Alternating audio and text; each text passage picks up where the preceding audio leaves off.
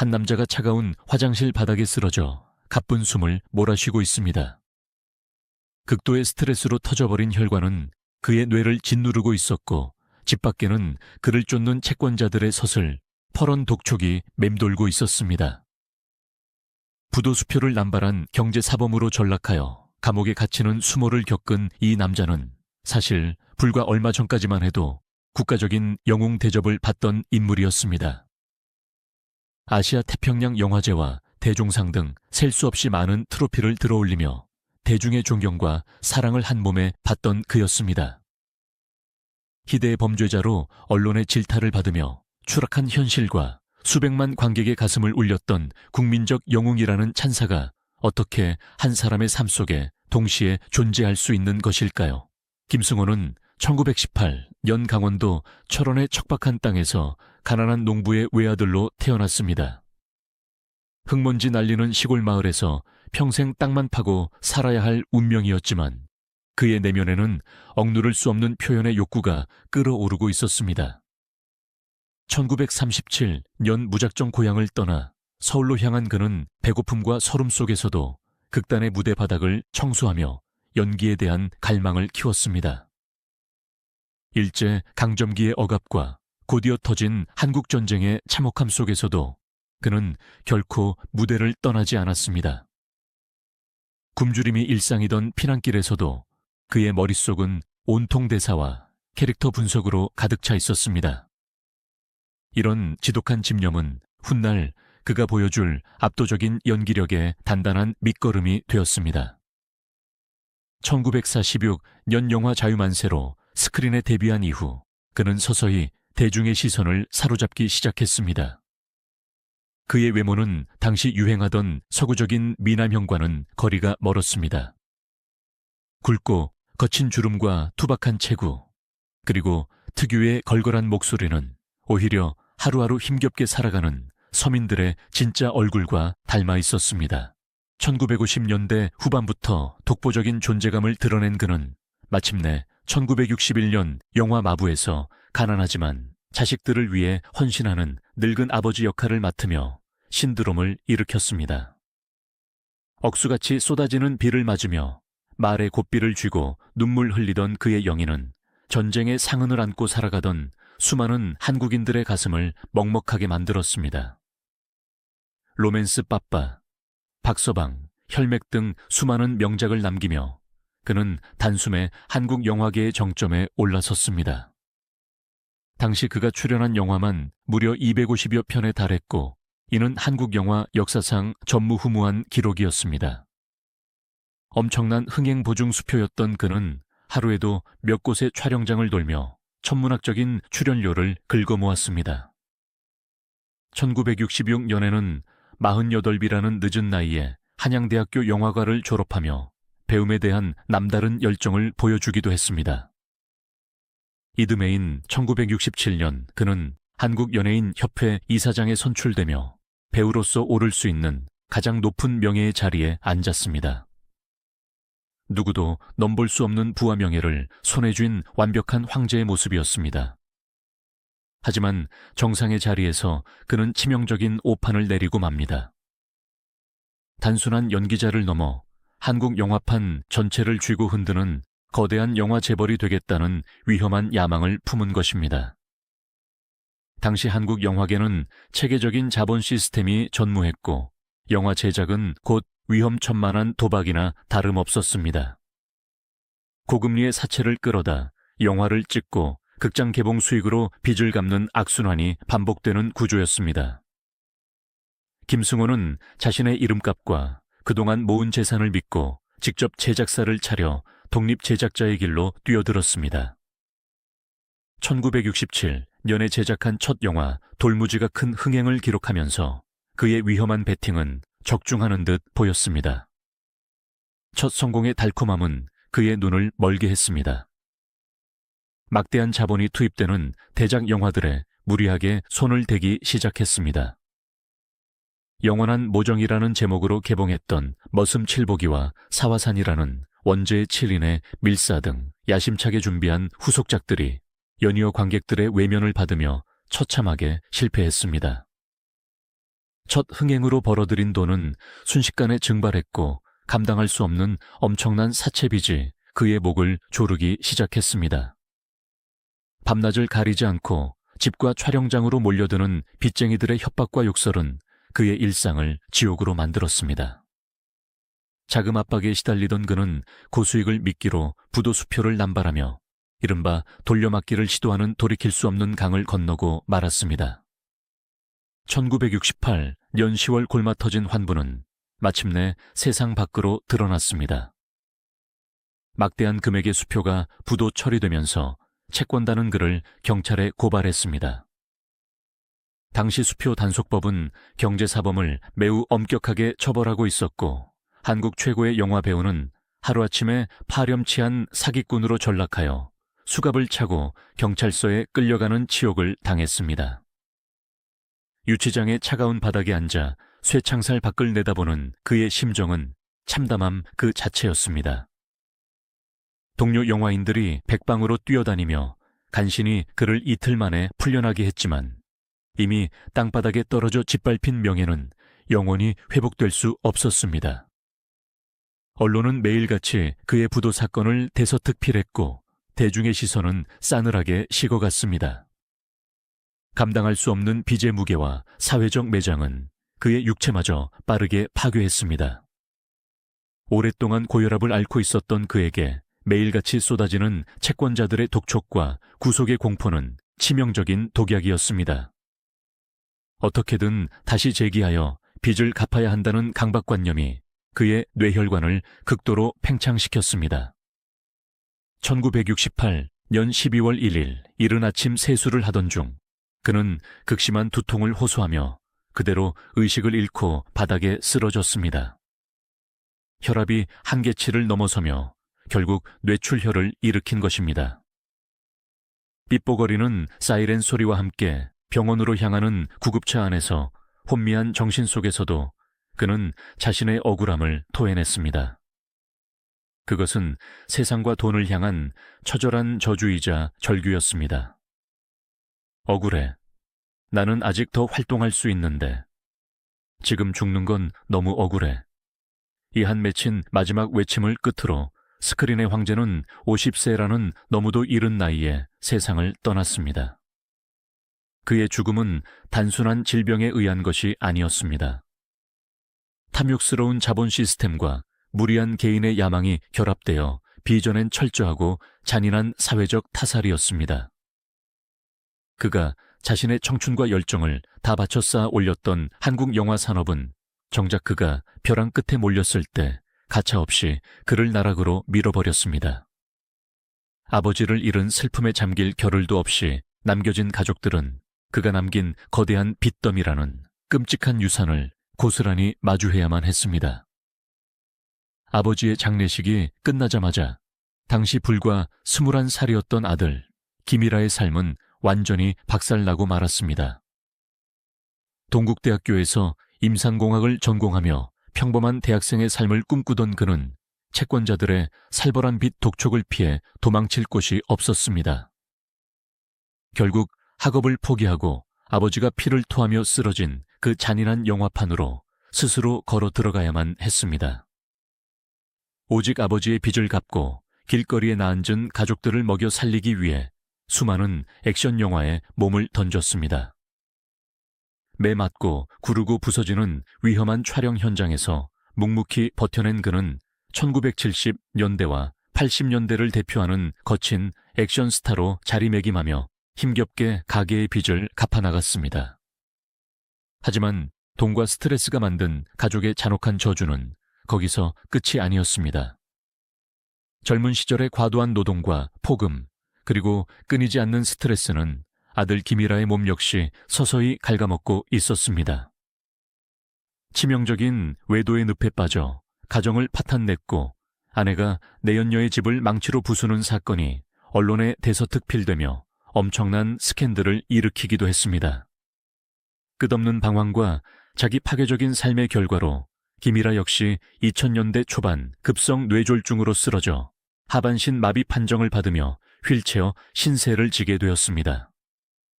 무리한 욕심으로 파멸했던 아버지의 전철을 아들마저 고스란히 밟게 된 소름 끼치도록 잔인한 대물림이었습니다. 오랜 투병과 재활 끝에 기적적으로 몸을 일부 회복한 김이라는 지난날의 과오를 뼈저리게 후회하며 머리를 깎고 승려가 되어 참회의 길을 걷기도 했습니다. 사생결단과 시와 같은 영화에 짧게 얼굴을 비추며 연기에 대한 끈을 놓지 않으려 했던 그의 모습은 죽는 순간까지 연기를 갈망했던 아버지 김승호의 마지막 그림자와 겹쳐집니다. 이들 부자의 삶은 한국 현대사의 어두운 이면을 그대로 비추는 거울과 같습니다. 아무리 화려한 성공을 거두더라도 자신의 분수를 넘어선 탐욕과 통제할 수 없는 돈의 권력 앞에서는 인간의 삶이 얼마나 모래성처럼 허무하게 무너져 내릴 수 있는지를 명확하게 보여줍니다. 우리는 흑백 스크린 속에서 자식들을 위해 땀 흘리던 늙은 마부의 구분 등을 영원히 기억할 것입니다. 세상 사람들의 박수갈채와 화려한 트로피가 결코 한 인간의 내면적 평안이나 삶의 안정을 보장하지는 않습니다.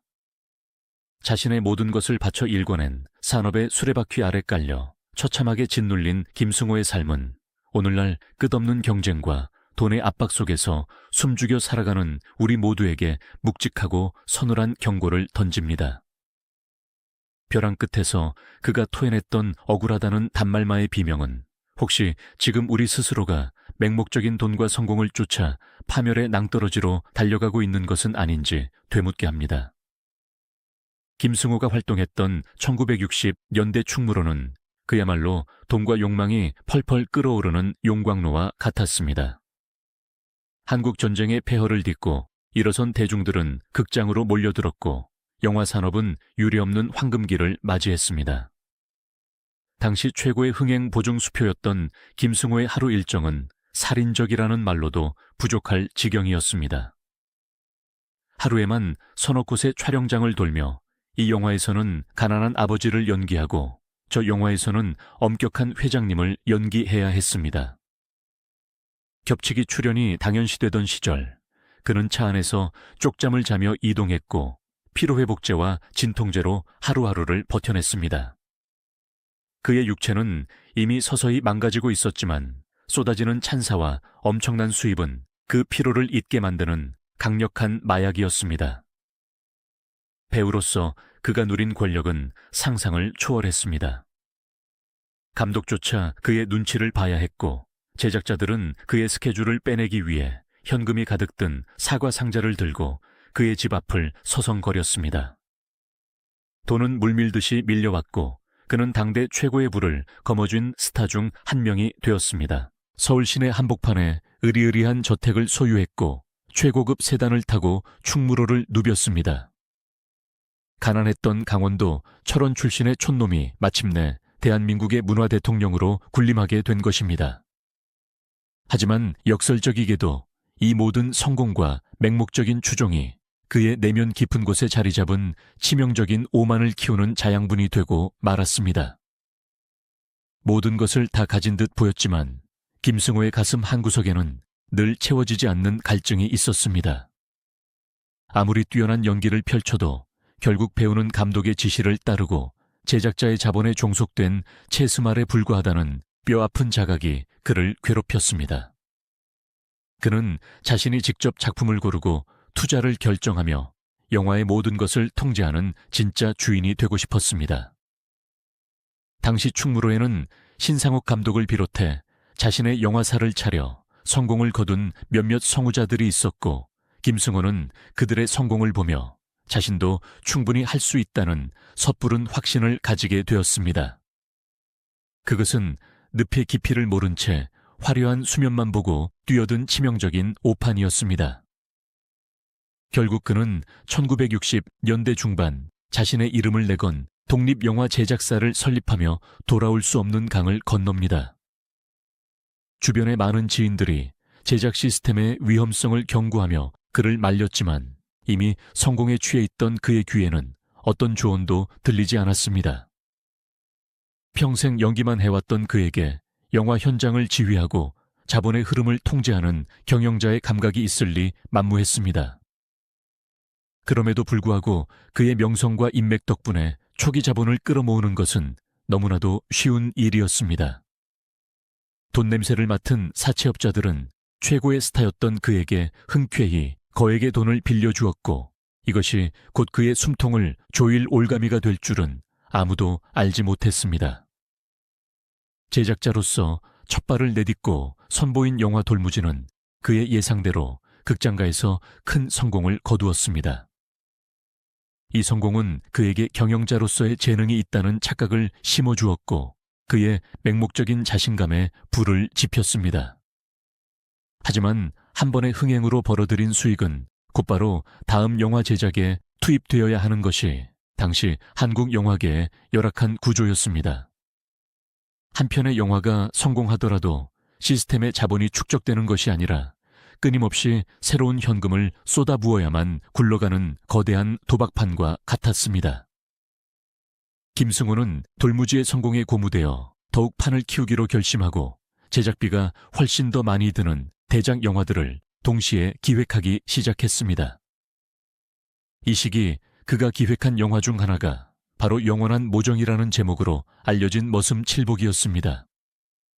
그는 이 작품에 자신의 모든 것을 쏟아부었습니다. 최고의 배우들을 섭외하고 세트와 의상에 막대한 비용을 지출하며 완벽한 작품을 만들고자 했습니다. 하지만 영화 제작은 단순히 돈을 쏟아붓는다고 해서 성공이 보장되는 것이 아니었습니다. 개봉 시기를 놓치거나 관객의 기호가 조금만 바뀌어도 수천만 원의 제작비가 허공으로 날아가는 구조였습니다. 안타깝게도 당시 관객들은 점점 더 자극적이고 새로운 소재의 영화를 원하고 있었고, 전통적인 신파극에 가까웠던 그의 야심작은 서서히 대중의 관심에서 멀어지고 있었습니다.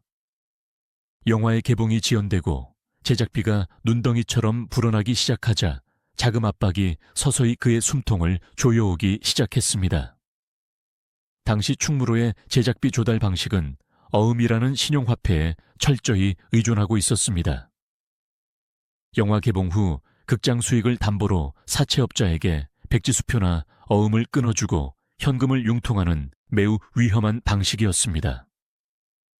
기일 내에 영화가 개봉하지 못하거나 흥행에 실패하여 수표를 결제하지 못하면 곧바로 파산과 구속으로 이어지는 살얼음판이었습니다. 자금줄이 마르기 시작한 김승호는 자신의 이름값과 집문서를 담보로 이자가 원금을 훌쩍 넘어서는 악성 사채를 끌어다 쓰기 시작했습니다. 영화 현장에서 메가폰을 잡고 호령해야 할 제작자가 어느새 매일같이 명동의 사채 시장을 전전하며 돈을 구걸하는 처지로 전락했습니다. 어음 만기일이 다가올 때마다 그의 피말리는 고통은 극에 달했습니다.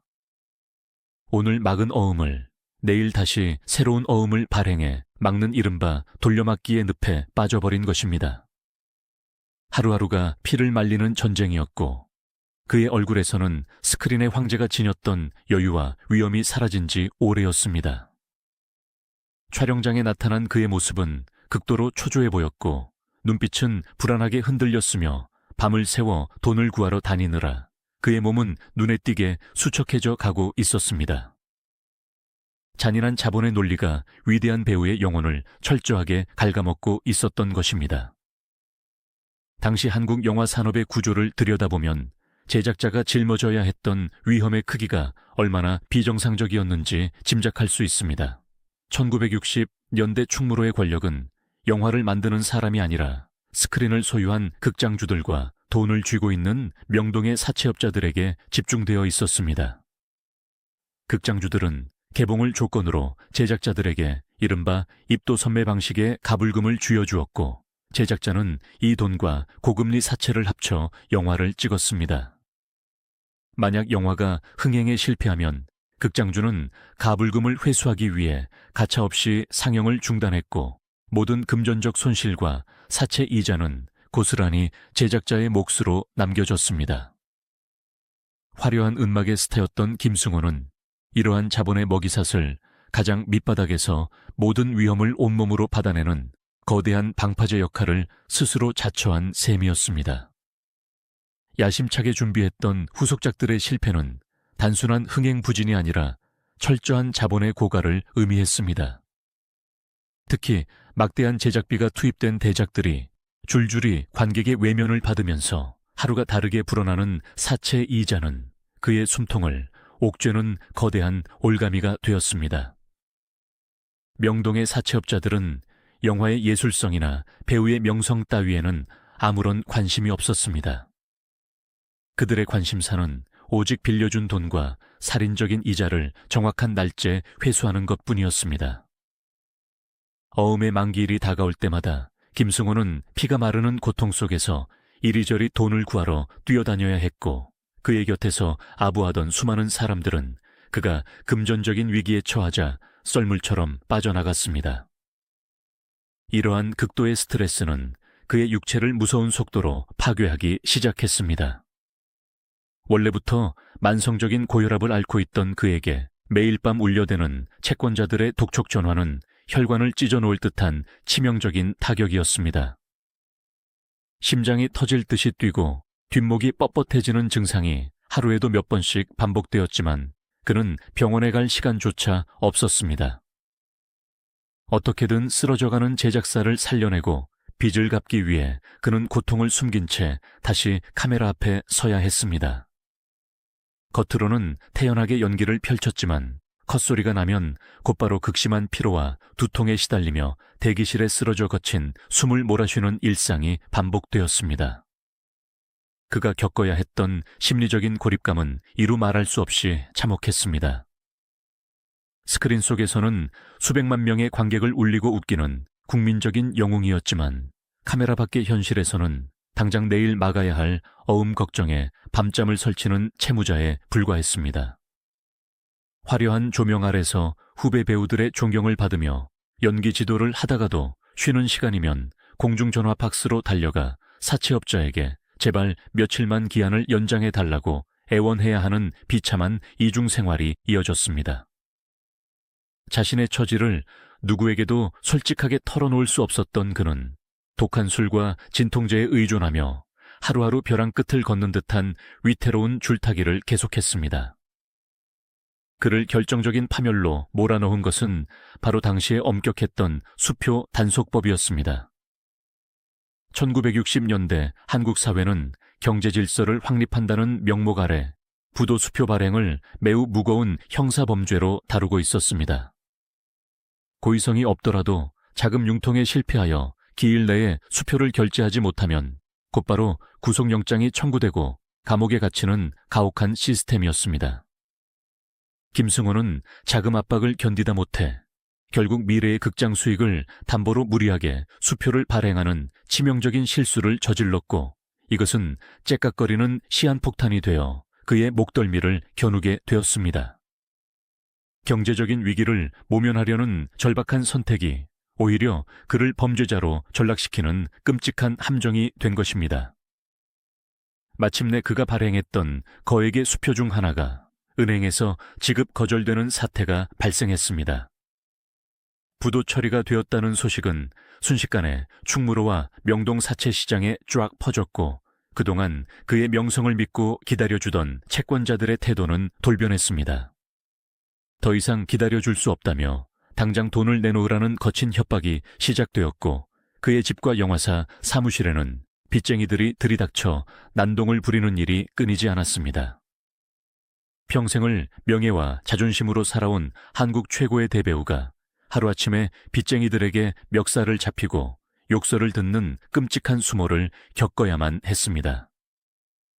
그가 가족과 함께 편안하게 쉬어야 할 집마저 채권자들의 위협으로 가득 찬 지옥으로 변해버렸습니다. 가장 끔찍했던 것은 언론의 무자비한 보도였습니다. 김승호 부도라는 자극적인 제목의 기사들이 매일같이 신문 지면을 장식했고, 대중들은 영웅의 몰락을 호기심 어린 시선으로 지켜보았습니다. 한때 그를 향해 열광적인 환호를 보내던 사람들의 입에서는 이제 동정 대신 조롱과 비난이 쏟아지기 시작했습니다. 배우로서 그가 쌓아 올린 수많은 업적과 아름다운 영화들은 부도수표라는 붉은 글씨 아래 처참하게 짓밟혔고, 그는 더 이상 위대한 마부나 로맨스 빠빠가 아닌 파렴치한 경제사범으로 대중의 뇌리에 각인되고 있었습니다. 여론의 질타와 채권자들의 압박 속에서 그는 문자 그대로 숨을 쉴 수조차 없는 극도의 공포와 절망감에 휩싸였습니다. 이러한 상황 속에서 경찰의 소환조사가 임박했다는 소식은 그의 남은 이성마저 산산조각 내버렸습니다. 평생 단 한 번도 법을 어기며 살아본 적이 없었던 그에게 경찰서 유치장이라는 공간은 상상하는 것조차 끔찍한 공포였습니다. 수갑을 차고 대중들 앞에 끌려가는 자신의 모습을 떠올리는 것만으로도 그의 혈압은 걷잡을 수 없이 치솟았습니다. 밤낮 없이 이어지는 빚 독촉과 곧 감옥에 갈지도 모른다는 극단적인 스트레스는 이미 한계에 다다른 그의 뇌혈관을 쉬지 않고 팽창시키고 있었습니다. 살기 위해 발버둥 칠수록 그는 더욱 깊고 어두운 심연 속으로 속절없이 빠져들고 있었습니다. 마침내 1968년 10월 그가 가장 두려워하며 피하고자 했던 끔찍한 악몽이 기어코 현실로 닥쳐오고 말았습니다. 갚지 못한 부도 수표들이 산더미처럼 쌓여가자 인내심이 바닥난 채권자들은 결국 그를 부정수표 단속법 위반으로 경찰에 정식 고발했습니다. 차가운 금속성 수갑이 한국 영화계를 호령하던 위대한 황제의 양손목에 채워지는 순간 충무로 전체가 충격과 경악에 휩싸였습니다.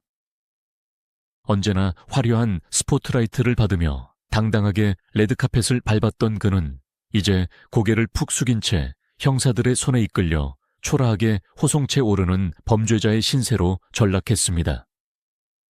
수많은 취재진이 몰려들어 플래시를 터뜨렸고 그 눈부신 빛은 그의 무너진 자존심을 날카롭게 후벼 파는 비수와도 같았습니다. 평생을 대중의 존경을 받으며 흠결 없이 살아오고자 했던 대배우의 명예가 하루아침에 시궁창으로 곤두박질치는 참담한 순간이었습니다. 경찰서 유치장에 차갑고 퀴퀴한 시멘트 바닥에 주저앉은 김승호의 내면은 이미 철저하게 붕괴되어 가고 있었습니다. 스크린 속에서는 온갖 역경을 딛고 일어서는 굳건한 아버지를 연기했지만 쇠창살 안에 갇힌 50살의 자연인 김승호는 두려움과 수치심에 벌벌 떠는 나약한 인간일 뿐이었습니다. 좁고 밀폐된 공간이 주는 압박감은 평소 앓고 있던 고혈압 증세를 더욱 극단으로 몰아붙였습니다. 뒷목을 뻣뻣하게 짓누르는 극심한 통증과 금방이라도 심장이 터져버릴 것 같은 가쁜 숨구멍 속에서 그는 자신이 저지른 무리한 탐욕과 헛된 야망을 뼈저리게 후회하며 피눈물을 흘렸습니다. 영화 제작이라는 신기루를 쫓다 자신의 인생 전체를 담보로 잡힌 어리석은 도박의 대가는 너무나도 가혹했고 그를 지탱하던 삶의 의지마저 서서히 꺾어버리고 있었습니다. 그가 구속되었다는 소식은 영화계 동료들에게도 엄청난 충격이자 비통함이었습니다.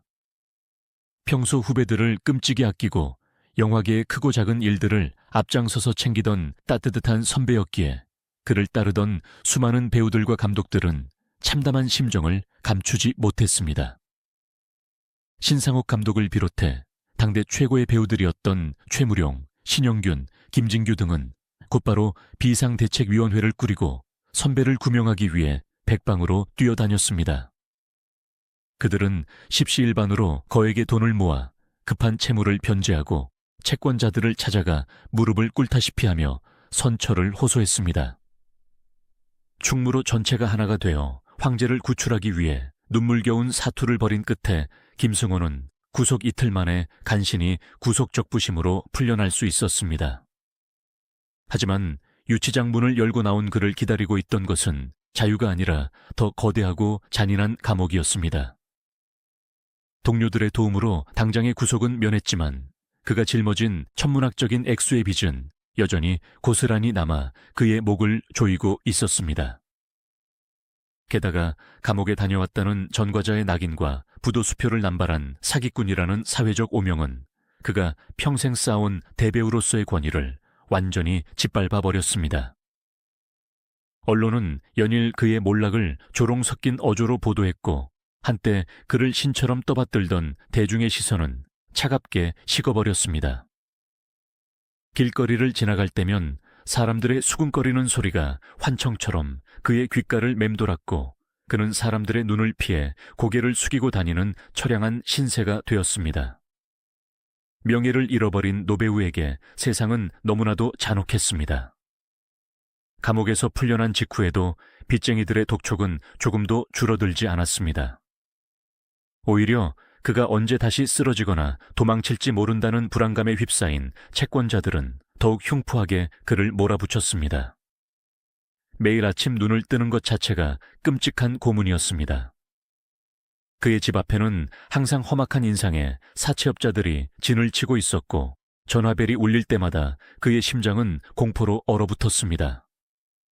가족들을 향한 협박도 서슴지 않는 채권자들의 폭력적인 행태 속에서 한 집안의 가장이자 국민적인 존경을 받던 아버지는 자신의 아내와 자식들조차 제대로 보호하지 못한다는 지독한 자괴감에 시달려야만 했습니다. 육체적인 한계는 이미 오래전에 임계점을 넘어선 상태였습니다. 감옥에서 겪은 극도의 공포와 수치심, 그리고 석방 이후에도 끊임없이 이어지는 자금 압박은 그의 만성 고혈압을 시한폭탄으로 만들어버렸습니다. 머릿속에서는 언제나 윙윙거리는 이명이 들렸고 시야는 수시로 흐려졌으며 가슴을 짓누르는 둔탁한 통증이 하루 종일 그를 괴롭혔습니다. 의사는 당장 모든 활동을 중단하고 절대적인 안정을 취하지 않으면 생명이 위험하다고 경고했지만 그에게 휴식은 곧 파산과 재수감을 의미했습니다.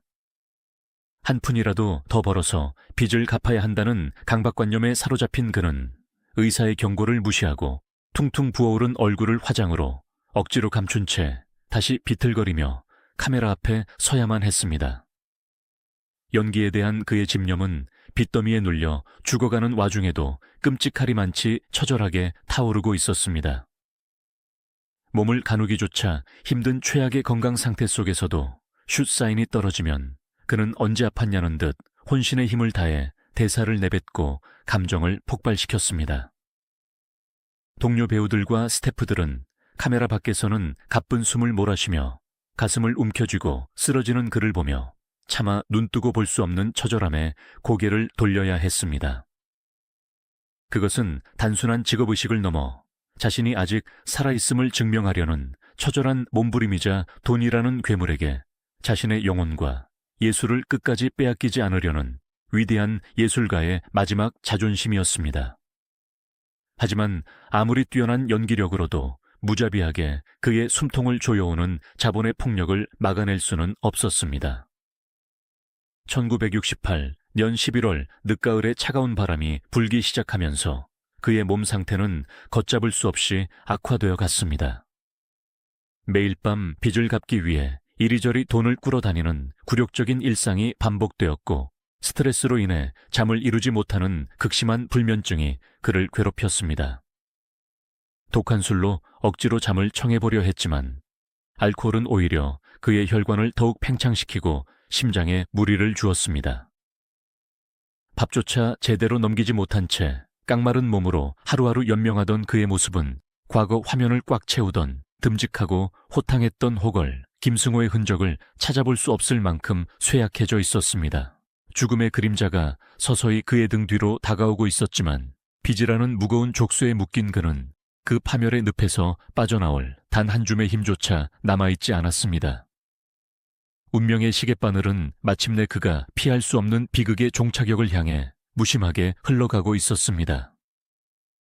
1968년 12월 1일 서울의 일요일 아침은 유난히도 춥고 을씨년스러웠습니다.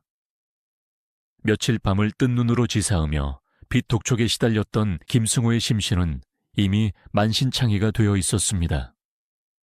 집 밖에는 여전히 그의 일거수일투족을 감시하는 채권자들의 매서운 눈초리가 도사리고 있었고 집 안의 공기는 무거운 침묵과 두려움으로 짓눌려 있었습니다. 겉으로는 태연한 척 가족들을 안심시키려 했지만 그의 속은 이미 시커멓게 타들어가 한 줌의 재로 변해버린 지 오래였습니다. 영화 제작이라는 헛된 욕망이 불러온 파국은 그의 이성을 마비시켰고 감당할 수 없는 빚의 무게는 숨을 쉴 때마다 그의 흉부를 짓누르는 거대한 바위와 같았습니다. 힘겹게 잠자리에서 일어난 그는 무거운 발걸음을 이끌고 욕실로 향했습니다. 거울 속에 비친 자신의 모습은 한때 한국 영화계를 호령하던 위대한 황제의 얼굴이 아니었습니다. 푹 패인 두 볼과 초점 잃은 흐리멍덩한 눈동자, 그리고 며칠째 깎지 못한 수염이 덥룩한 50살에 늙고 지친 채무자가 서 있을 뿐이었습니다. 부도 수표로 인한 구속과 수감 생활, 그리고 풀려난 이후에도 끊임없이 이어지는 협박과 조롱 속에서 그의 자존심은 갈기갈기 찢겨 나갔습니다. 그는 밤새 차갑게 굳어버린 얼굴을 감싸쥐고 세면대 앞에 섰습니다. 어떻게든 오늘 하루도 버텨내야 한다는, 수표를 막기 위해 또다시 누군가에게 비굴하게 고개를 숙여야 한다는 참담한 현실이 그의 온몸을 옥죄어 왔습니다. 차가운 물을 틀어 세수를 하며 억지로 정신을 차려보려던 바로 그 순간이었습니다. 그의 뒷목을 쇠망치로 내리치는 듯한 둔탁하고도 파괴적인 충격과 함께 눈앞이 새하얗게 번쩍였습니다. 평소 앓고 있던 고혈압이 극단적인 스트레스와 자금 압박이라는 도화선을 만나 결국 뇌혈관을 터뜨려버린 것입니다. 혈압계의 수치가 한계를 넘어 폭발하듯 그의 머릿속에서 뜨거운 피가 역류하며 뇌신경을 짓눌렀습니다. 끔찍한 파열음 같은 이명이 고막을 찢을 듯이 울렸고 세상이 미친 듯이 빙글빙글 돌기 시작했습니다. 그는 비명조차 지르지 못한 채 세면대를 부여잡으려 했지만 이미 마비가 시작된 그의 손은 허공을 갈랐고 거대한 거목이 쓰러지듯 둔탁한 마찰음과 함께 차가운 타일 바닥으로 고꾸라졌습니다. 갑작스러운 굉음에 놀라 욕실로 달려온 가족들의 눈앞에는 믿을 수 없는 끔찍한 광경이 펼쳐져 있었습니다. 한국을 대표하는 대배우이자 든든한 가장이었던 그가 입에 거품을 물고 눈을 까뒤집은 채 바닥에서 고통스럽게 경련을 일으키고 있었습니다. 의식을 잃어가는 와중에도 그의 얼굴은 극심한 고통으로 일그러져 있었고 터져나온 뇌출혈은 그의 운동신경과 언어 중추를 빠르게 파괴하며 전신을 마비시키고 있었습니다. 아내와 자식들은 피눈물을 흘리며 그의 이름을 애타게 불렀지만 그는 초점이 풀린 눈으로 허공을 응시할 뿐 아무런 대답도 하지 못했습니다. 빚쟁이들에게 포위된 지옥 같은 집안에서 일어난 이 끔찍한 돌연사는 그가 짊어졌던 압박감이 얼마나 살인적이었는지를 보여주는 잔혹한 증거였습니다. 요란한 사이렌 소리가 고요한 일요일 아침에 정적을 갈기갈기 찢으며 울려 퍼졌습니다. 구급차에 실려 병원으로 향하는 길은 너무나도 멀고 험난했습니다. 흔들리는 구급차 안에서 의료진이 다급하게 응급처치를 시도했지만 극도로 팽창하다 터져버린 그의 혈관은 좀처럼 지혈되지 않았습니다. 차가운 산소 마스크를 쓴 채 가쁜 숨을 몰아쉬던 그의 뇌리에는 지난 50년의 파란만장했던 삶이 주마등처럼 스쳐 지나갔을 것입니다. 가난했던 시골 소년이 무작정 상경해 연극판을 전전하던 시절, 마부의 채찍을 잡고 빗속에서 오열하며 수백만 관객을 울렸던 환희의 순간, 그리고 이 모든 영광을 앗아간 사채업자들의 서늘한 얼굴과 부도 수표라는 붉은 낙인까지. 생명의 불씨가 서서히 꺼져가고 의식이 흐려지는 그 절체절명의 순간, 기적처럼 그의 눈이 번쩍 뜨였습니다.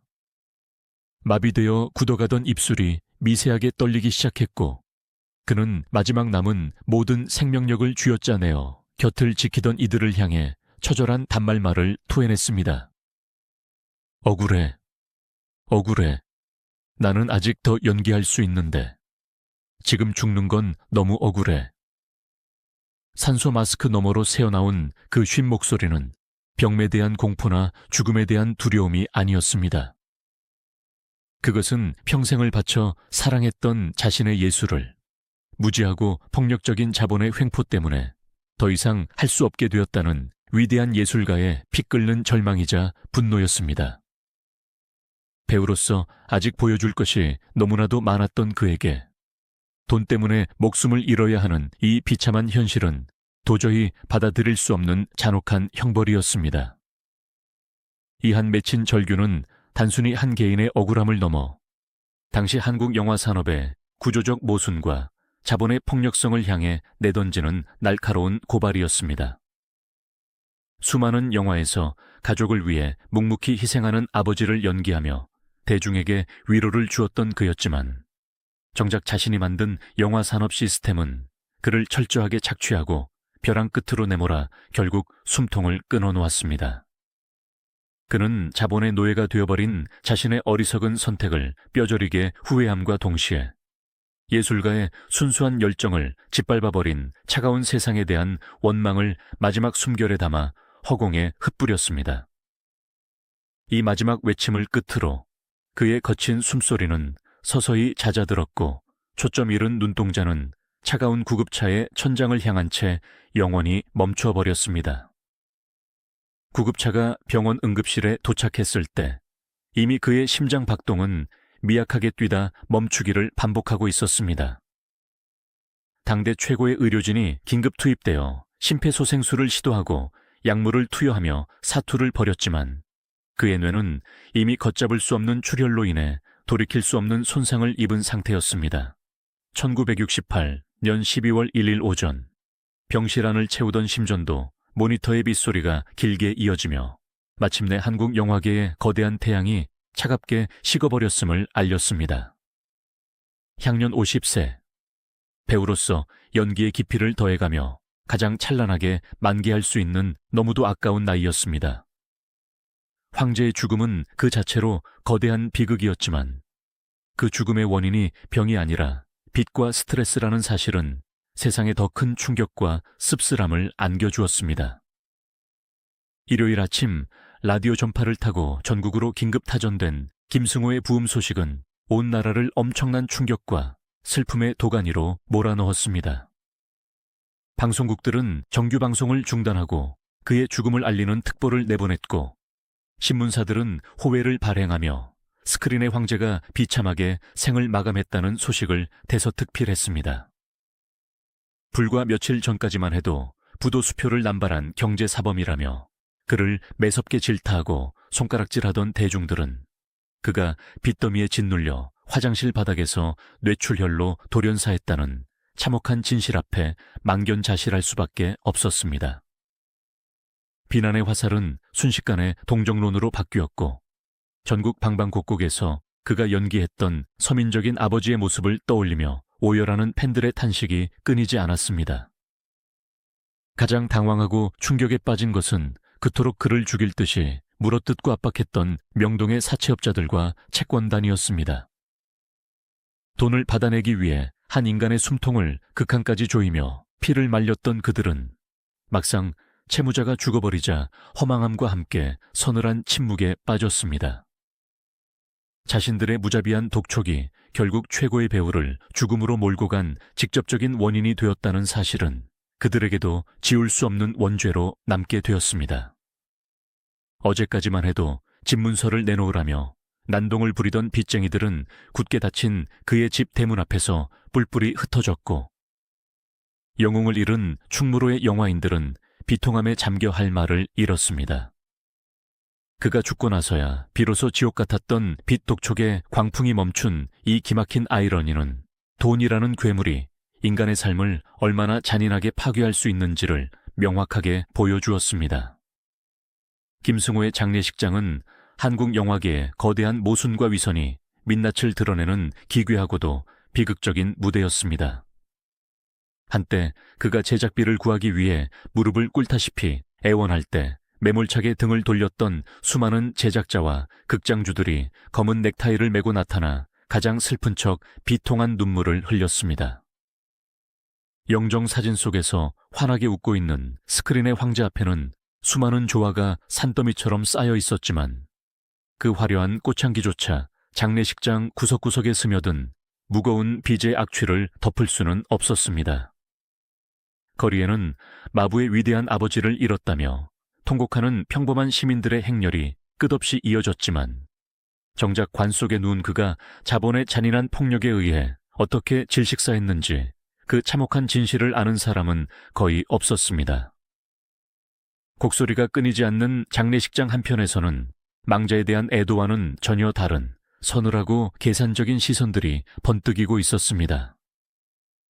김승호의 혈관을 터뜨려버린 장본인들이자 밤낮 없이 그의 목숨을 옥죄었던 명동의 사채업자들은 돈줄이 끊길 것을 염려하며 장례식장 주변을 맴돌았습니다. 피도 눈물도 없는 자본의 논리 속에서 채무자의 죽음은 곧 채권의 위기를 의미했지만 그들은 결코 자신들의 돈을 포기할 생각 따위는 없었습니다. 빚은 당사자가 죽는다고 해서 마법처럼 사라지는 것이 아니라 살아남은 자들의 어깨 위로 고스란히 옮겨가는 끔찍한 전염병과 같았습니다. 사채업자들의 차갑고 탐욕스러운 시선은 굳게 닫힌 관을 지나 상복을 입고 망연자실에 있는 젊은 상주, 21살의 아들 김일에게로 조용히 향하고 있었습니다. 이 거대한 파국 한가운데에 내동댕이 쳐진 김이라는 아버지가 남긴 비극의 크기를 감당하기에는 너무나도 어리고 평범한 대학생이었습니다. 동국대학교에서 임상공학을 전공하며 나무와 숲을 연구하던 그는 아버지가 몸담았던 핏빛 영화판의 생리나 살벌한 사체, 시장의 무자비함과는 완전히 동떨어진 조용한 삶을 살고 있었습니다. 그는 겉으로는 화려해 보였지만 속으로는 빚쟁이들에게 쫓기며 하루하루 메말라가던 아버지의 처절한 뒷모습을 누구보다 가까이서 지켜보며 남몰래 가슴을 졸여왔습니다. 하지만 일요일 아침 화장실 바닥에서 뇌출혈로 쓰러져 끔찍하게 발작하던 아버지를 마주한 순간 그가 꿈꾸던 평범하고 소박한 미래는 산산조각이 나버렸고 그는 거대한 빚더미의 유일한 상속자로 남겨졌습니다. 당시의 엄격하고 가혹했던 채무, 상환 구조와 야만적인 사채 시장의 생태계는 남겨진 가족들에게 숨 쉴 틈조차 허락하지 않았습니다. 아버지가 한국 영화계의 정점에 섰을 때 마련했던 서울 시내의 으리으리한 저택은 이미 수많은 근저당이 설정되어 당장이라도 길거리로 나앉아야 할 처지였습니다. 아버지가 야심차게 설립했던 영화사는 부도수표와 독촉장만 굴러다니는 텅 빈 껍데기에 불과했고 평생을 카메라 앞에서 피땀 흘려 쌓아 올린 모든 재산은 흔적도 없이 증발해버렸습니다. 오히려 그가 죽은 뒤에 남겨진 것은 평범한 사람이 평생을 벌어도 도저히 갚을 수 없는 천문학적인 액수의 마이너스 장부와 살기등등한 빚쟁이들의 윽박지름 뿐이었습니다. 김일에게는 아버지를 잃은 슬픔을 온전히 추스를 최소한의 시간조차 주어지지 않았습니다. 장례를 치르고 사무제도 끝나기 전에 집요하고 폭력적인 빚 독촉이 다시 시작되었고 험악한 인상의 사채업자들은 대문을 발로 차며 남은 가족들을 길거리로 내쫓겠다고 협박했습니다. 그들의 요구는 명확하고 잔인했습니다. 아버지가 빌린 돈을 아들이 갚으라는 것이었고 아들 김일에게 남은 유일한 담보 가치는 바로 아버지를 빼닮은 선 굵은 외모와 대배우 김승호의 아들이라는 대중적인 화제성뿐이었습니다.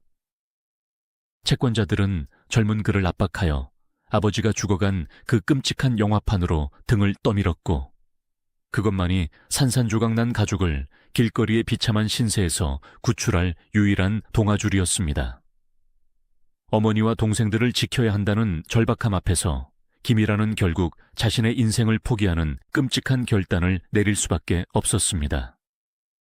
그는 당장 학교로 달려가 자퇴서를 제출하고 조용한 숲을 연구하던 학생의 신분을 영원히 버린 채 아버지를 죽음으로 몰아넣은 충무로의 진흙탕 속으로 스스로 걸어 들어갔습니다.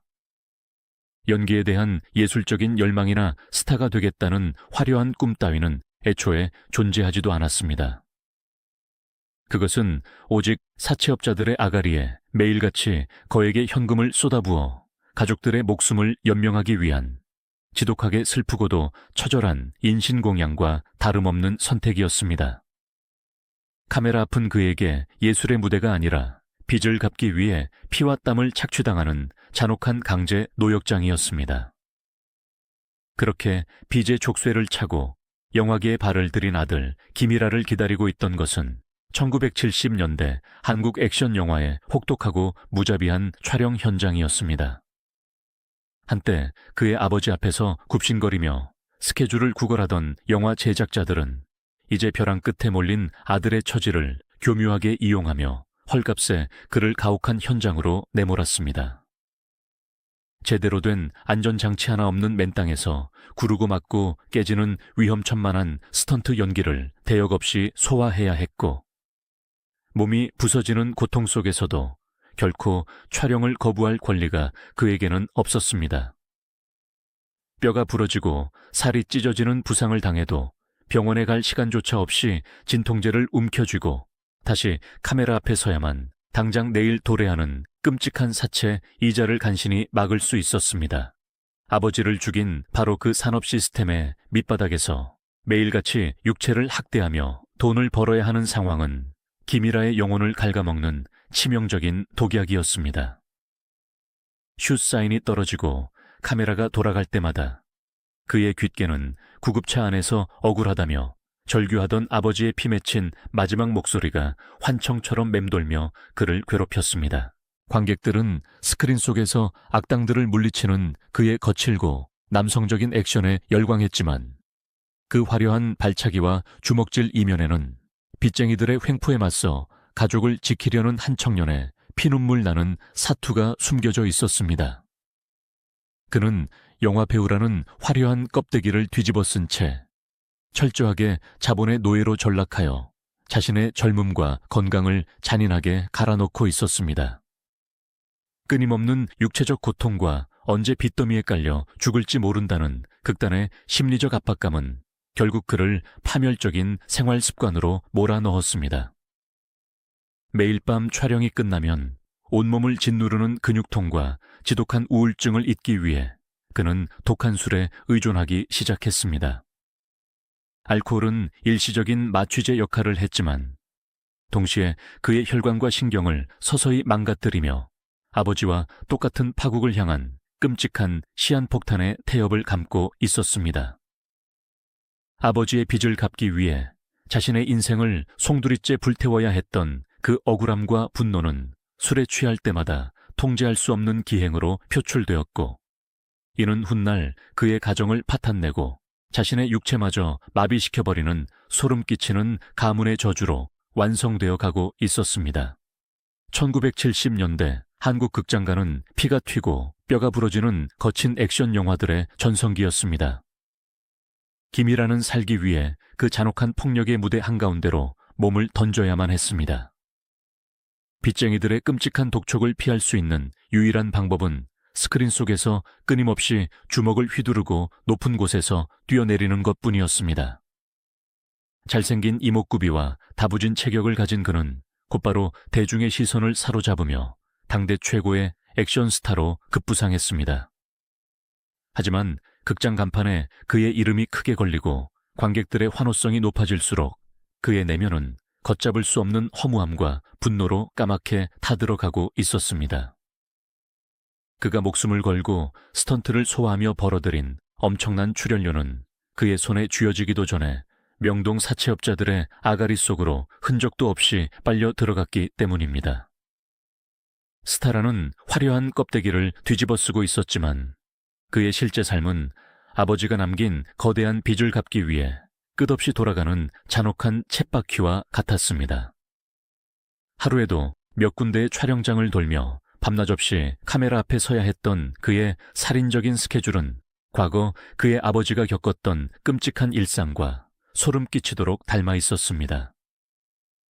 부서질 듯한 피로와 스트레스 속에서 그는 자신의 의지와는 상관없이 아버지를 죽음으로 몰고 간 바로 그 잔인한 영화 산업의 부속품으로 철저하게 전락해버렸습니다.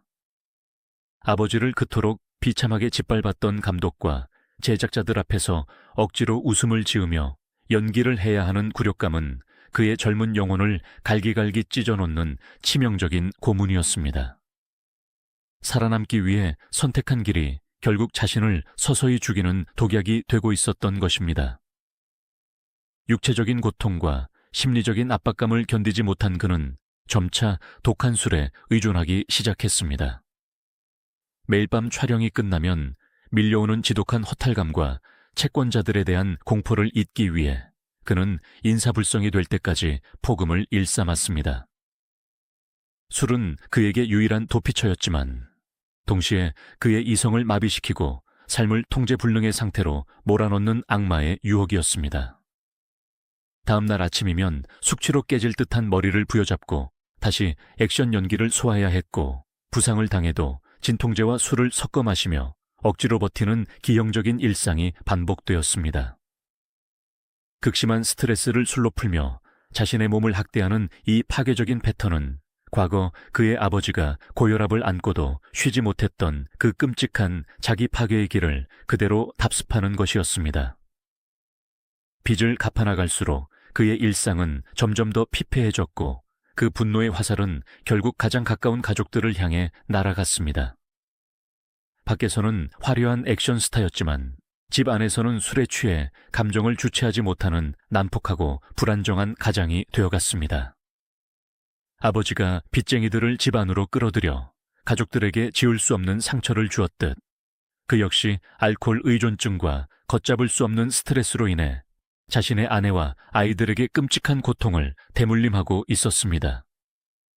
자신이 그토록 증오했던 아버지의 무책임한 모습을 어느새 자신도 똑같이 닮아가고 있다는 뼈아픈 자각은 그를 더욱 깊은 절망의 늪으로 빠뜨렸습니다. 가족을 지키기 위해 시작한 일이 결국 가족을 철저하게 파괴하는 모순 속에서 그는 길을 잃고 헤매고 있었습니다. 그리고 이 억눌린 스트레스와 방황은 1980년대 후반부터 90년대에 걸쳐 세상을 발칵 뒤집어 놓은 최악의 스캔들로 폭발하고 말았습니다. 오랜 시간 위태롭게 유지되던 그의 가정 생활은 걷잡을 수 없는 파탄을 맞이했고 그는 공개적인 외도의 늪에 깊숙이 빠져들었습니다. 당시 한국 사회에서 유명 연예인의 노골적인 불륜 행각은 상상조차 하기 힘든 엄청난 충격이었습니다. 언론은 연일 그의 난잡한 사생활을 자극적인 제목으로 대서특필했고 대중들은 국민배우 김승호의 아들이 저지른 파렴치한 행태에 경악을 금치 못했습니다. 과거 아버지가 경제적인 부도수표를 남발하며 사회적 지탄을 받았다면 아들 김이라는 도덕적인 부도수표를 남발하며 스스로의 명예를 시궁창에 처박고 있었습니다. 이 스캔들의 정점은 그의 아내가 내연녀의 집을 찾아가 둔기로 집안 살림을 박살낸 이른바 망치 사건이 언론에 보도되면서 최고조에 달했습니다. 남편의 뻔뻔한 외도와 그로 인한 가정 파탄의 고통을 견디다 못한 아내의 처절하고도 폭력적인 복수극은 온 나라를 떠들썩하게 만들었습니다. 신문 사회면에는 박살난 가구와 깨진 유리창 사진이 대문짝만하게 실렸고 화려했던 영화배우 김이라의 인생은 그야말로 회복 불가능한 막장 드라마의 주인공으로 전락해버렸습니다. 대중들의 싸늘한 조롱과 비난 속에서 그는 더 이상 과거의 멋진 액션 스타가 아니라 가정을 버린 무책임한 남봉꾼으로 영원히 낙인 찍히고 말았습니다. 빚의 굴레에서 간신히 벗어나는가 싶더니 이번에는 스스로 파놓은 욕망과 방종의 무덤에 갇혀버린 것입니다. 아버지가 자본의 압박에 질식해 죽어갔다면 아들은 심리적인 압박과 비틀린 욕망에 짓눌려 스스로의 삶을 파괴하고 있었습니다. 두 사람 모두 거대한 영화 산업이라는 괴물 시스템 속에서 극단적인 스트레스에 시달렸지만 탈출구를 찾는 방식은 달랐습니다. 김승호가 끝까지 영화 제작이라는 헛된 야망에 집착하다 혈관이 터져 죽음을 맞이했다면 김이라는 술과 여자라는 파괴적인 쾌락으로 도피하다 자신의 가정을 제 손으로 박살 내버렸습니다. 형태만 다를 뿐 걷잡을 수 없는 스트레스가 한 인간의 이성과 도덕성을 어떻게 마비시키고 주변 사람들에게까지 얼마나 끔찍한 재앙을 초래하는지를 보여주는 섬뜩한 가족사였습니다. 이 비극적인 스캔들 이후 그는 영화계에서도 사실상 퇴출당하며 기나긴 아무르게 나락으로 떨어지고 말았습니다. 대중의 기억 속에서 잊힌 채 술과 자책감으로 하루하루를 탕진하던 그에게 마침내 피할 수 없는 육체적인 형벌이 찾아왔습니다. 수십 년 동안 지속된 살인적인 폭음과 극심한 스트레스, 그리고 젊은 시절 액션 연기로 혹사당했던 몸은 이미 한계점을 한참 지나쳐 있었습니다. 2000년 어느 날 그의 뇌혈관 속에서 조용히 자라고 있던 시한폭탄이 결국 끔찍한 파열음을 내며 터져버리고 말았습니다. 아버지가 화장실 바닥에서 피를 토하며 쓰러졌던 그 잔혹한 운명이 수십 년의 세월을 건너뛰어 아들 김일아의 뇌신경을 덮친 것입니다. 급성 뇌졸중이라는 청천벽력 같은 진단과 함께 그의 몸 절반은 딱딱하게 굳어버렸고 혀는 마비되어 말조차 제대로 할 수 없는 참혹한 상태가 되었습니다. 아버지를 죽음으로 몰아넣었던 바로 그 무서운 병마가 아들의 육체마저 잔인하게 짓밟아버린 소름 끼치는 대물림이었습니다. 병원 침대에 누워 마비된 자신의 반신을 멍하니 내려다보는 김일아의 심정은 그야말로 참담함의 극치였습니다. 젊은 시절 스크린을 날아다니며 수십 명의 악당을 맨손으로 때려 눕히던 당대 최고의 액션 스타가 이제는 다른 사람의 도움 없이는 스스로 배변조차 해결할 수 없는 비참한 처지로 전락해버린 것입니다. 그의 뇌혈관을 막아버린 것은 단순한 핏덩어리가 아니라 지난 수십 년 동안 그를 짓눌러왔던 엄청난 빚의 무게와 극도의 스트레스, 그리고 그것을 잊기 위해 쏟아부었던 지독한 알코올의 찌꺼기들이었습니다. 휠체어에 몸을 의지한 채 창밖을 바라보며 그는 과거 거대한 빚더미에 짓눌려 숨을 거두어야만 했던 아버지의 처절했던 마지막 순간을 뼈저리게 떠올려야만 했습니다. 가족을 구하겠다는 명분으로 시작한 액션 배우의 길이 결국 자신마저 아버지를 삼켜버린 그 탐욕스러운 자본의 늪으로 끌고 들어갔다는 사실에 그는 마비된 육체보다 더한 영혼의 질식을 느꼈습니다. 돈이라는 거대한 괴물에게 쫓기다 결국 뇌혈관이 터져 죽어간 아버지의 그 잔혹한 운명을 아들인 자신이 한치의 오차도 없이 그대로 반복하고 있다는 소름 끼치는 사실 앞에서는 그저 짐승 같은 탄식만 내뱉을 뿐이었습니다. 대중의 싸늘한 외면과 영화계의 철저한 냉대 속에서 병마와 싸워야 하는 시간은 그에게 철저한 고립과 끔찍한 고통을 안겨주었습니다. 한때 그의 곁에서 아부하며 콩고물을 주워 먹던 수많은 사람들은 그가 스캔들로 몰락하고 병으로 쓰러지자 벌레를 피하듯 등을 돌렸습니다. 화려한 조명과 팬들의 환호성이 사라진 텅 빈 병실에서 그는 비로소 자신의 파괴된 삶을 온전히 마주하게 되었습니다. 아버지가 남긴 빚을 갚기 위해 시작한 배우 생활이었지만 어느새 자신도 모르게 아버지처럼 돈과 욕망의 노예가 되어버렸다는 사실을 깨달았습니다. 가정을 버리고 쾌락을 좇으며 스스로를 망가뜨렸던 지난날의 어리석은 선택들이 날카로운 비수가 되어 그의 찢어진 가슴을 쉴 새 없이 찔러댔습니다. 돈을 갚기 위해 몸을 혹사했고 스트레스를 견디기 위해 술에 의존했던 그 모든 악순환의 고리가 결국 자신의 숨통을 조이는 완벽한 자살 행위였음을 그제야 무기력한 육체 안에서 깨닫게 된 것입니다. 가장 뼈아픈 형벌은 자신이 무참히 짓밟았던 가족에 대한 죄책감이었습니다. 외도와 폭력적인 기행으로 씻을 수 없는 상처를 주며 내쫓다시피 했던 아내가 병든 그의 곁으로 다시 돌아와 묵묵히 병수발을 들기 시작한 것입니다. 굳어버린 그의 손발을 주무르고 대소변을 받아내는 아내의 거친 손마디를 보며 그는 흐르는 눈물을 주체할 수 없었습니다. 아버지가 빚쟁이들을 끌어들여 어머니의 가슴에 피멍을 들게 했던 것처럼 자신 역시 가장이라는 이름으로 아내의 영혼을 갈기갈기 찢어놓았다는 끔찍한 진실 앞에 그는 할 말을 잃었습니다. 혀가 굳어 제대로 된 사과조차 건넬 수 없는 자신의 초라한 모습이 한없이 원망스러웠습니다. 그것은 육체의 마비보다 훨씬 더 고통스러운 영혼의 질식이었고 그가 평생 짊어지고 가야 할 가장 무거운 십자가였습니다.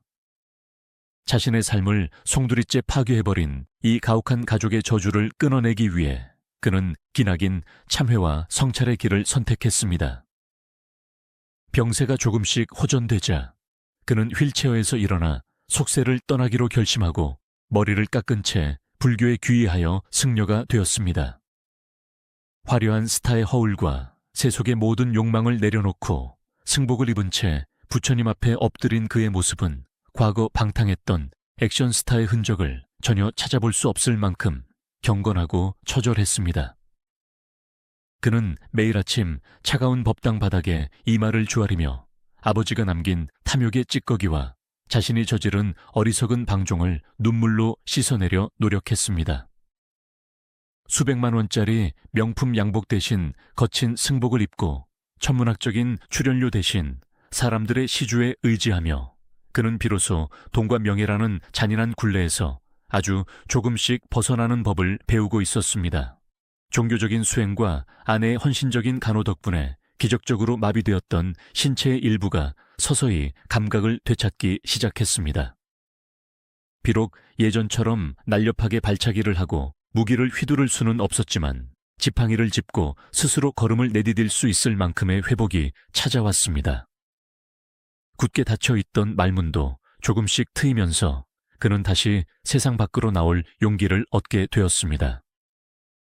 수년간의 은둔과 참회의 시간을 거친 후 그가 다시 카메라 앞에 섰을 때 사람들은 경악과 감동을 동시에 느꼈습니다. 2006년 영화 사생결단에서 마약에 찌든 비열한 범죄자 역할을 맡은 그는 망가진 육체와 어눌해진 발음을 역이용하여 소름 끼치도록 압도적인 연기를 선보였습니다. 과거의 반듯하고 잘생긴 액션 스타는 사라졌지만 그 자리에는 삶의 밑바닥까지 추락해본 자만이 뿜어낼 수 있는 지독한 페이소스와 깊이를 가진 진짜 배우가 서 있었습니다. 2010년 이창동 감독의 영화시에서는 중풍으로 쓰러져 요양원 생활을 하는 노인 역할을 맡아 자신의 실제 삶을 스크린 위에 그대로 투영하며 관객들의 가슴을 먹먹하게 만들었습니다. 화려한 기교나 과장된 표정 없이 그저 휠체어에 앉아 허공을 응시하는 그의 눈빛 속에는 빚더미와 뇌졸중, 그리고 기나긴 참회의 세월을 견뎌낸 한 인간의 서글픈 역사가 고스란히 담겨 있었습니다.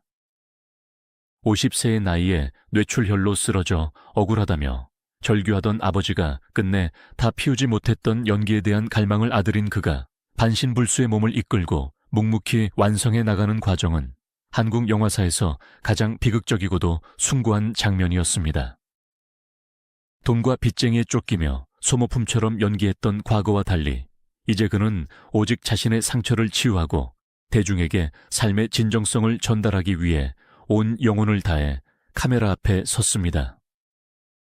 김승호와 김일아, 이 두 부자의 파란만장한 삶은 단순한 연예계의 가십이나 흥망성쇠를 넘어 자본주의 사회에서 인간의 욕망이 빚어내는 가장 끔찍한 비극의 단면을 적나라하게 보여줍니다. 1960년대 한국 영화계라는 척박하고 야만적인 자본의 생태계 속에서 영화에 대한 순수한 열정은 무자비한 사채 시장의 먹잇감으로 전락했고 그 결과 당대 최고의 예술가였던 아버지는 수표 뭉치에 깔려 뇌혈관이 터져 죽는 참혹한 최후를 맞이했습니다.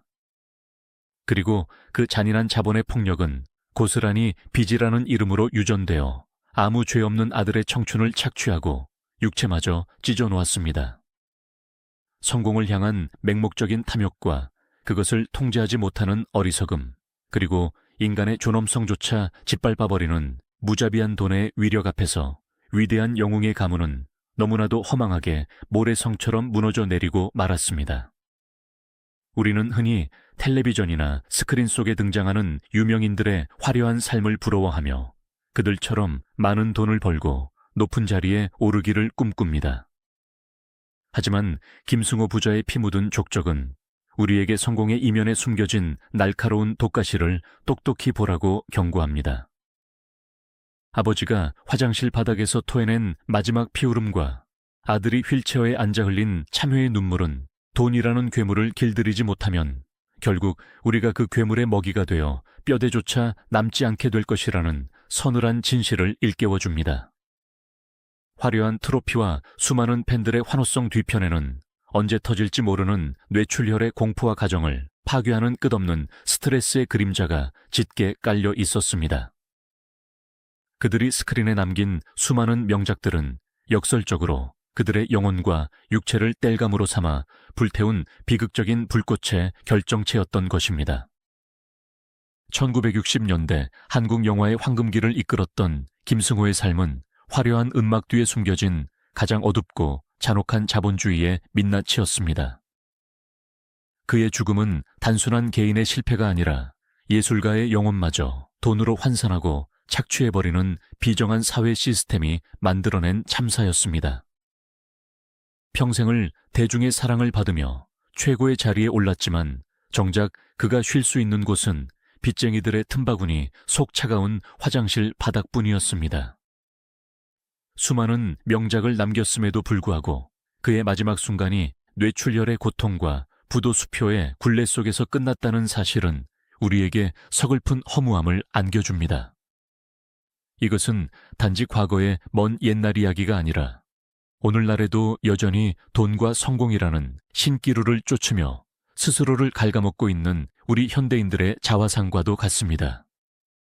잔인하게 대물림되었던 빚과 고통의 사슬 속에서 아들 김일아가 보여준 삶의 궤적은 이 비극을 더욱 입체적으로 완성합니다. 아버지를 죽음으로 몰고 간 그 끔찍한 영화판에 빚을 갚기 위해 뛰어들어야 했던 아들의 삶은 철저한 희생양이자 또 다른 형태의 징벌이었습니다. 극심한 스트레스를 술로 달래며 가정을 파괴하고 스스로의 육체마저 뇌졸중으로 마비시켜버린 그의 방황은 탐욕이 낳은 저주가 얼마나 끈질기게 한 가문을 파멸시키는지를 보여줍니다. 그러나 휠체어에 앉아 과거의 오만과 방종을 뼈저리게 참회하며 다시 카메라 앞에 섰을 때 그는 비로소 돈의 노예가 아닌 진정한 예술가로 거듭날 수 있었습니다. 혀가 굳고 몸이 마비된 상태에서도 포기하지 않았던 그의 영인은 돈으로는 결코 살 수 없는 인간 정신의 위대한 승리였습니다. 세월이 흘러 수많은 극장이 새로 생겨나고 영화 산업은 과거와 비교할 수 없을 만큼 거대하고 체계적인 자본의 형태로 발전했습니다. 하지만 김승호 부자가 온몸으로 부딪히며 피를 흘렸던 그 잔인한 욕망의 굴레는 오늘날에도 여전히 다른 얼굴을 한 채 수많은 사람들의 숨통을 조이고 있습니다. 무리한 투자와 비투로 하루아침에 전 재산을 잃고 거리에 나앉거나 과도한 업무 스트레스로 쓰러지는 사람들의 뉴스는 여전히 신문 지면을 장식합니다. 겉으로는 화려한 성공을 갈망하지만 속으로는 매일 밤 빚 독촉과 실패의 두려움에 떨며 뜬 눈으로 밤을 지사오는 수많은 현대판 김승호들이 우리 주변에 존재합니다. 그들의 비극적인 가족사는 단지 영화계의 가십이 아니라 자본주의라는 거대한 수레바퀴 아래 깔린 우리 모두의 슬픈 자화상인 것입니다. 1960년대를 풍미했던 위대한 배우가 구급차 안에서 억울하다며 토해냈던 마지막 절규는 반세기가 지난 지금도 여전히 묵직한 울림으로 다가옵니다.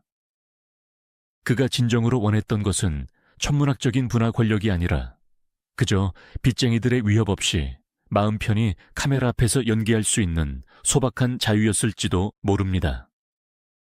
우리가 진정으로 경계해야 할 것은 실패 그 자체가 아니라 돈과 야망에 눈이 멀어 자신의 건강과 사랑하는 가족마저 등한시하게 되는 그 맹목적인 어리석음입니다.